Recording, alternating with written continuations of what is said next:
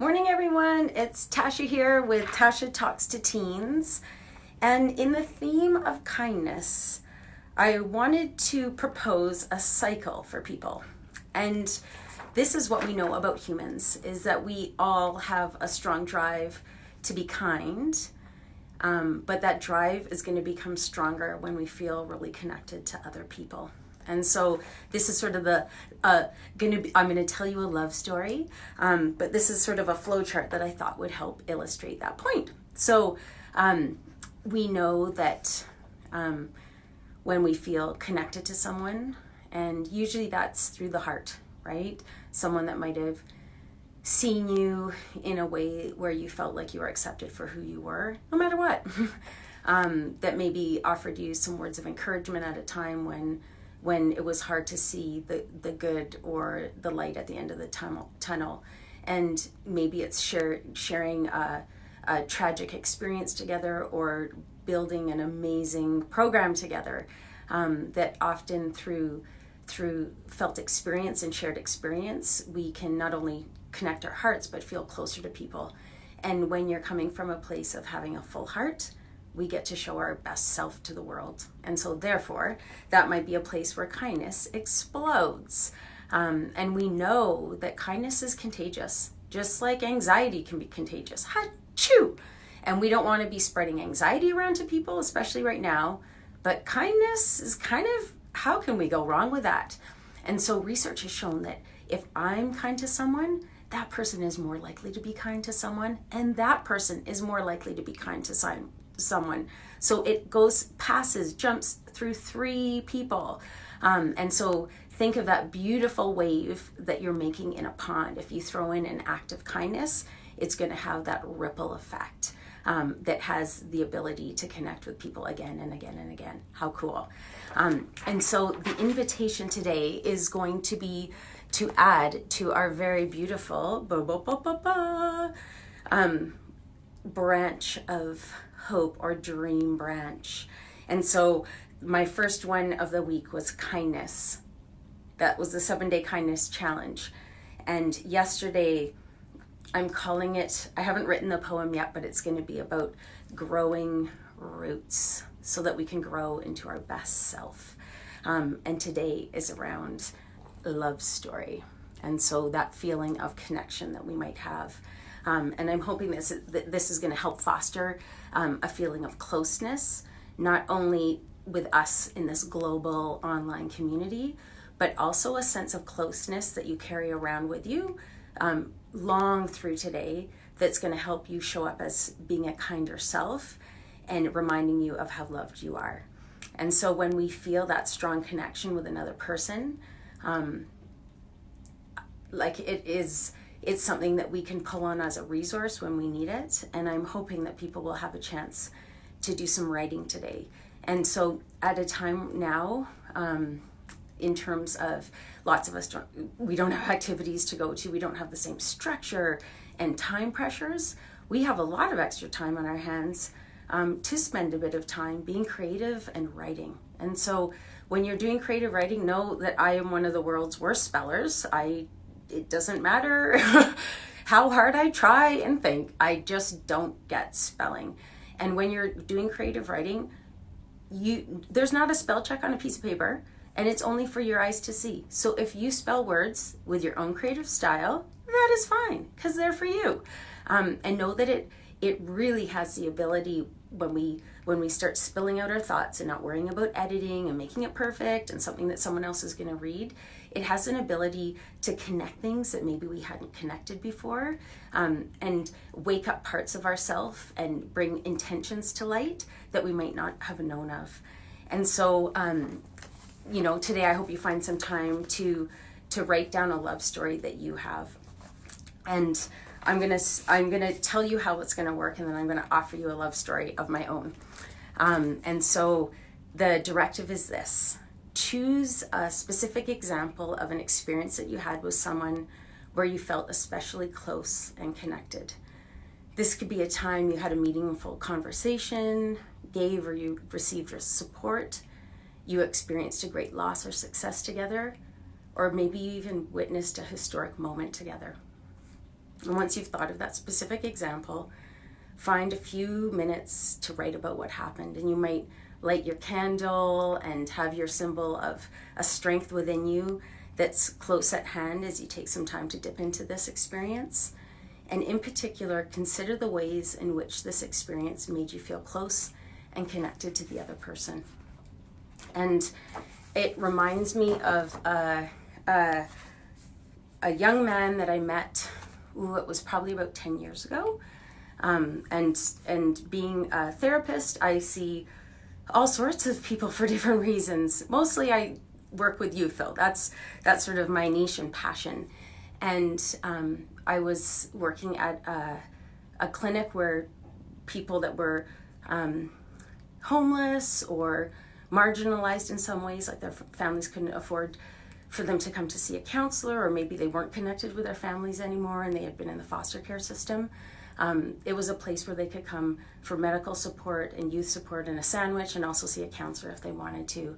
And I met someone one day who came in to booked an appointment to see me, and it was a very curious appointment because what I knew of this person is that he was very violent, and I knew that he was very racist, and I knew that he had a history of being quite disrespectful to women. And so, at an agency such as this, whoever books an appointment to see me, if I don't feel safe, I didn't have to see them, and that never happened. But this would be as close as I might have come to feeling like I don't know that this is someone that I want to be in a room by myself with because of the history and some of the things that I knew. And so we have our own self as a counselor that we bring into a space, and to know that someone had been held really deep values of hating someone because of how they looked or because of the gender was kind of a hard pill to swallow. But I said I would meet him. And when he came into my office, we sat down together, and it was a day where I would call it a double deodorant day, because I was actually quite worried about what was going to happen. And he was very quiet, and we were sitting there together, and then, being me, I'm like, okay, we're just going to speak the truth here. And I'm like, so I've heard that you don't really like women. Yep. And I've also heard that you're actually that you hold some racist beliefs as well. And I have to say I'm kind of wondering why you wanted to come and meet me, because I'm a person of color, and I also identify as female. And he was quiet for a while, and then he said to me that if he were to, go back to jail and did something again, it would be a heavy sentence, and he knew for sure that he would lose all contact with his family, and in particular his mom. And so it became very evident really quickly that the pain that he walked in with was around disconnection with his mom in particular. And so whatever I felt in terms of judging and adding labels to who this person was in that moment, that faded away, and I sat across from someone that was desperate. I'm desperate for a connection with my mom, and I'm willing to put my own stuff to the side because I've heard that you might be able to help me with this. And from that point on, we worked together probably for about a year. And so every 2 weeks he would come and we'd work together.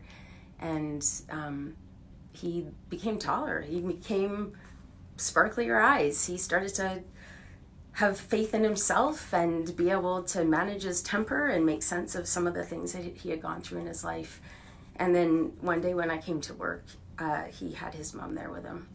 And so I had a chance to do that full circle loop of getting to celebrate the change in her young man, and also celebrate a family that had been so disconnected and so hurt, how they came together and healed. And it was as a professional experience, an incredibly satisfying love story to be part of, and just reminds me over and over again of how everyone has the potential within them to heal and feel connected.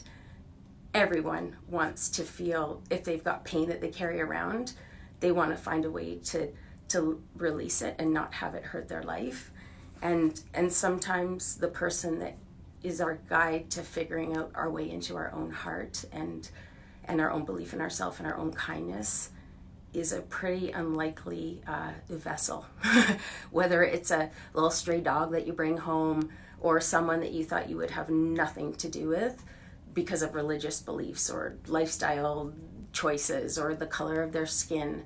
And so I take that with me because I love that story, because it reminds me of how any problem in life, if it feels like it's not solvable and it's not going to work, that is just a story we're telling ourselves. It's not true.